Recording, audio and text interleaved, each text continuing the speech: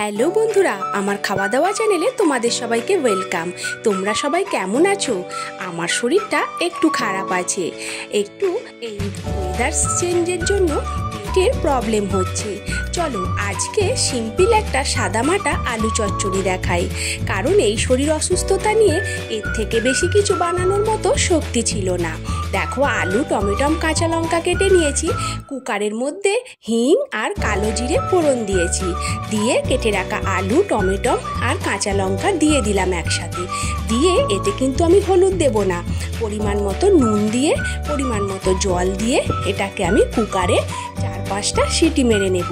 এই সাদা সাদা আলু চচ্চড়িটা আমার মেয়েদের ভীষণ পছন্দের, আর ওদের যেহেতু পছন্দের আমার কোনো অসুবিধা হয় না, কারণ আমি এই যে শরীর অসুস্থ হলে আমি তখন ওদেরকে এইভাবে একটা সিম্পল ওদের পছন্দ মতো আলু চচ্চড়ি বানিয়ে দিই।